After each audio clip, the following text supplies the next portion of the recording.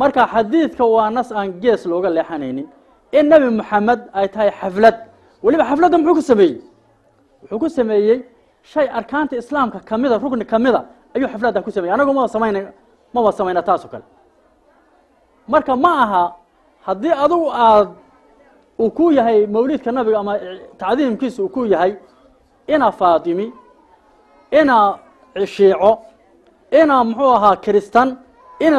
yoonaan hadduu ku yahay nabiyullaahi maxamed baa dhigay asaga ugu horeeyey awala man ixtafala wuxuu ahaa kaana nabiyuna maxamed sala allahu calayhi wasalam waa xadiis saxiix oo muslim ku wari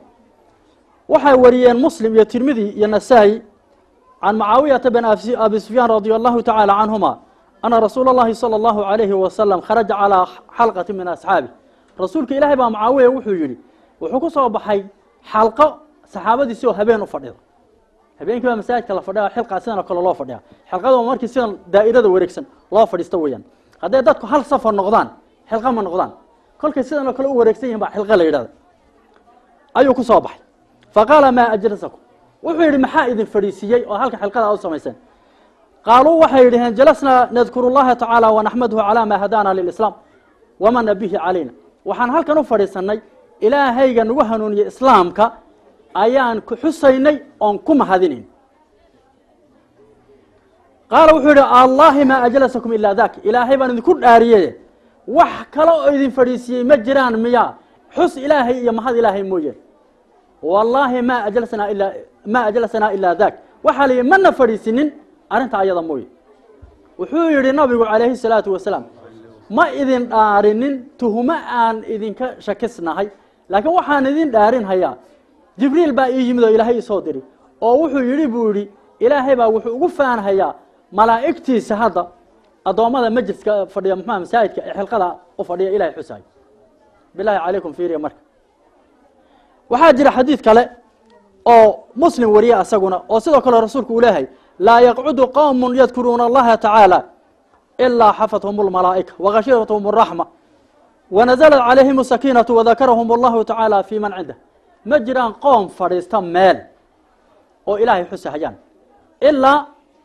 ilaahay baa malaa'igta kusoo degaysa oo ilaalinaysa raxmadda ilaahayna waa kusoo degaysaa sakiina iyo xasil baa kusoo deghaya ilaahayna wuxuu ugu faanahayaa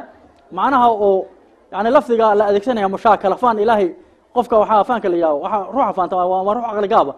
oo yaro doqon ama waa ruux waxoogaa mutakabira weeyaan marka ilaahay baa malaa'igtiisa wuxuu odhanhayaa addoommadaydaas ayagoon shahwo iyo takliif saaray haddana caabudahaya waxay samaynhayaan bal fiiriya ka waran siiradii nebi maxamed iyo salligiisi dikri maaha miya haddii saxaabatu rasuuli llaahi salawaatu ullaahi calayhi wasalaam waradia allahu tacaala canhu haddii xilqada ay ugu fadhiisteen ilaahay iyagoo xusahaya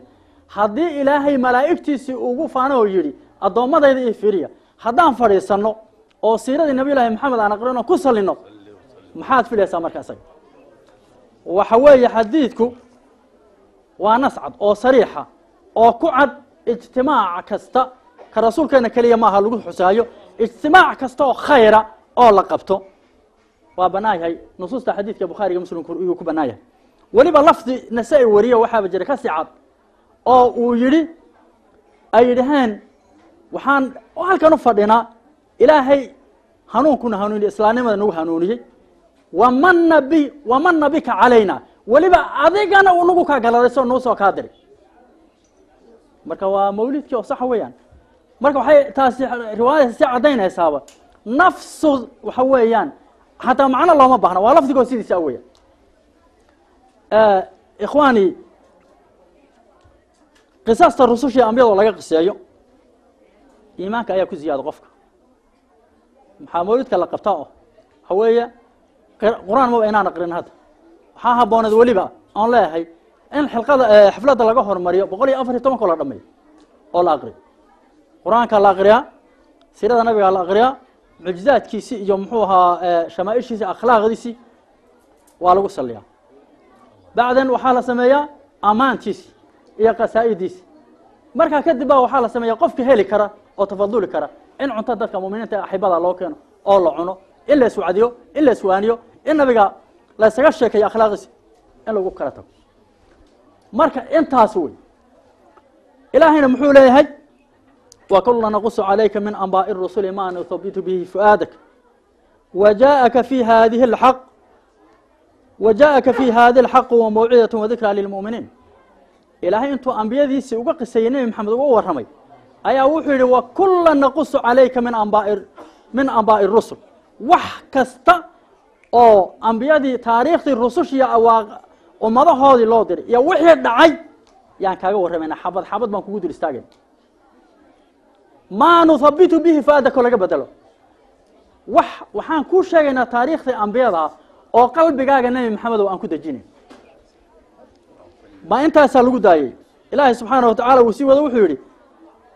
wajaa'aka fi hadhihi alhaq qisada anbiyada iyo taariikhdooda laga sheekaynayo waxa kuugu yimid xaq wa mawcidatu wa dhikra lil mu'minin iyo wacdi iyo waano dadka mu'miniinta warbillahi alaykum aayadu xageeba la mari lahaa marka hadii xadiidka nabigu ka yahay saxiixa hadii aayada quraanka ay tan tahay nabi maxamed ba anbiyadii lagu dul aqriyay qisasteedii la yiri qalbigaaga ku dajinayna idan marka anagu uma baahnayna miya nabigeena udgoona intaan siiradiisa aqrino in qalbigeena uu ku daw ya subhanallah wadad Allah ugu tala galay wada kale inay maraan ilaahi subhanahu wa ta'ala wuxuu aayad kale ku leeyahay laqad kaana fi qasasihim ibratun lil albab أنبيادي يا رسوشي يا أولو العزمي يا أهل الفضل يا أولياء إله يا تاريخ ذي الله جشة كيجو عبرة وعد يا عقل عرس باكو سجن لكن لأولي الألباب هذا بطل